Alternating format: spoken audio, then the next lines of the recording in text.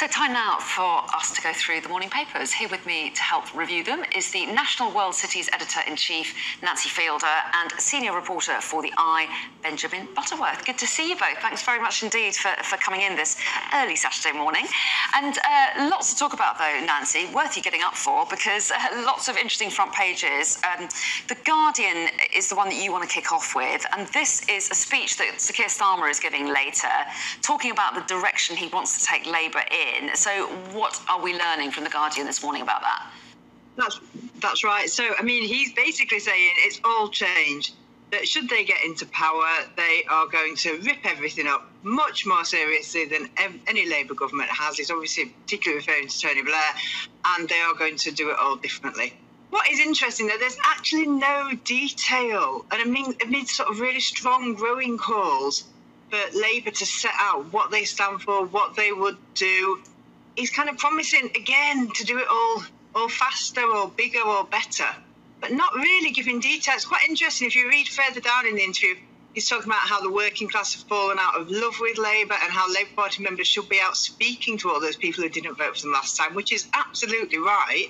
But I don't think there's actually any detail in here that would make anybody vote for Labour, so maybe he's keeping it up his sleeve. But if he wants to get elected, we're going to have to know more detail pretty quickly, I would have thought. Well, yes, do you agree with that, Benjamin? Because he does talk about a Clause 4 moment, which was the big moment where Tony Blair basically kind of moved to the centre ground, really, wasn't it? And he's talking about Clause 4 moment on steroids. So do you get a sense of what that means? But, I mean, what does that mean? You know, Clause 4 was obviously not welding the Labour Party to nationalisation, and that has happened. So what would it mean on steroids? It's not clear what that is, and to be sort of a radical centrist is where Keir Starmer's trying to put himself. Now, I think he understands where Labour needs to be much better than any other Labour leader since Tony Blair. You saw that in the local elections, that Brexit-supporting areas saw a bigger swing back to Labour than you saw generally in the population.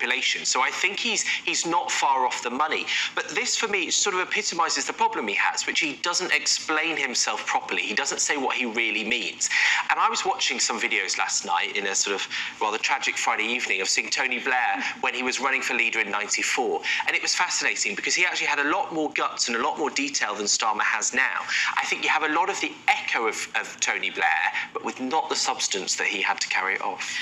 And also, just one more quick word on this, Nancy. If he's talking about change, is that going to worry some Labour MPs who have been concerned that he's gone back on pledges that he's made in the past? They're worried that that could be more of a habit. It will, it definitely will.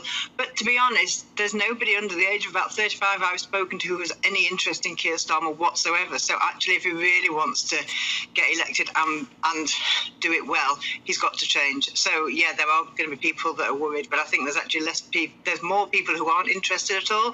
So he's got to do something drastic. Okay, interesting, and interesting to see if we get more detail on that later when the speech happens. In the meantime, though, Benjamin, let's turn to The Eye, your newspaper, and we'll turn our attention to the Tories now, because a bit of a swipe at Rishi Sunak coming from the former Home Secretary. Yeah, I mean, I think this is quite remarkable, actually. So Priti Patel is giving a speech this evening at something called the Conservative Democratic Organisation. It's a brand new thing, and it is basically the Tory right, the sort of Liz Truss, Priti Patel-style Conservatives, are going on the march with this new organisation. And she's going to give a speech in which she says that Rishi Sunak is doing a managed decline of the Tory party, that he doesn't offer hope for voters, and that he's out of touch with members, which is quite something from a person that I think, you know, supported Boris Johnson, suggests that Rishi Sunak is out of touch. I'm not sure how in touch he was. But, I mean, what this suggests is that there is some serious internal warfare going on. You know, to have a former Home Secretary of not very long ago at all attacking the current leader, and she's doing this off the back of those local election results where they lost 1,056 or something council seats, an awful lot. And I think there were questions about Rishi Sunak's leadership that he seemed to have moderated quite a lot. There was a surprise, I think, in the last week that people weren't calling for his head. Well, it looks like Priti Patel has decided to make that her job today. Well, yes, that's right. And presumably a lot of people will see this as Boris Johnson's supporters, Nancy, wanting to bring him back in somehow. Do you see that would have much support? What's your take on it? Sadly, I think it probably would. I mean, he's always there, isn't he? He hasn't gone away. He's not going away. But I think what is interesting is just referring back to previous story with Starmer, he also references just how sick to the back teeth are everyday people are with politics like this. And I think this is really what's got to change. None of us have had a say in the last two prime ministers. It's your party. If you can't even pull together, there's a problem, isn't that? And I think this is what people don't bother to vote. People are just fed up of politicians, and it's this kind of thing, and there it is on the front page again. So, I mean, the Conservatives have got a lot of soul searching to do, haven't they? Because they're in a real mess. But I think it's not just them. Everybody, the whole backstabbing thing just doesn't work particularly well with real people. And we all get a little bit, it's a laugh, isn't it? You can look at them and laugh and go, what a mess they're in. But actually, in terms of running the country, it's no joke. And we need people who are united, whichever party. OK, so challenges for all the politicians this morning. Let's take a look, Nancy, at the Mail next. This is another front page about their push on the so-called tourist tax. So explain what that is and what you make of the fact that the Mail is running a campaign on it. So that's, I mean, probably most of it, this doesn't impact because we live here, but when you go into when you come into the country, buy expensive things, you can get your tax back when you leave. We all know that it's about your sort of your duty free for us when we go abroad, and that's been changed. So what the Mail wants to do is get tourists who come into the country to be able to spend lots and lots of money because they know they will not have to pay the tax on it. And obviously the brands, they've got lots and lots of big brands backing it. It's your very, very expensive big brands, as you would expect. It's your Ritz and your Selfridges. And actually, I think it's a good idea. We do need tourists back in. And I'm not quite sure why there was a change in the first place. I think most of us just assume that duty-free and getting tax-free and being able to buy your perfumes and things you wouldn't treat yourself to at home is something you should do on holiday. So actually, I think this is a really good one for the Mail. How much of a difference it will really make, I don't know, but it's a good, strong campaign. I suspect they'll win this one. Well, there's an interesting one, Nancy, that you say that, because although it might make financial sense, a lot of the members of the public might think, well, why make a big effort to try and make luxury goods cheaper for people coming into the country when I'm struggling to pay my bills? Absolutely, but then they are also the same people who will treat themselves abroad because it's cheaper than they would do here. So I think there is a general understanding, because it impacts us all when we go on holiday, there is a general understanding that that will make people spend, and I think we do need people to spend. And I think also people think it isn't a big one that impacts them. It's not like sort of people have been paid billions, but you're right, there may be a thing about we don't want to encourage rich tourists, but I suspect people do want people in our country spending money. OK, let's move on, shall we, Benjamin, to the Mirror. And there have been a few front pages focusing on Philip Schofield, and the Mirror is the latest. Yeah, if you thought politics was drama, then clearly this morning is doing it on steroids, you might say. So Philip Schofield and Holly Willoughby are looking like it's the end of the pairing. We don't know that, but that's what all the indications are. I know that lots of people at this morning, according to another paper, say that they don't know if Philip Schofield will be on air on Monday, and he's been on that programme for 21 years, I think it is.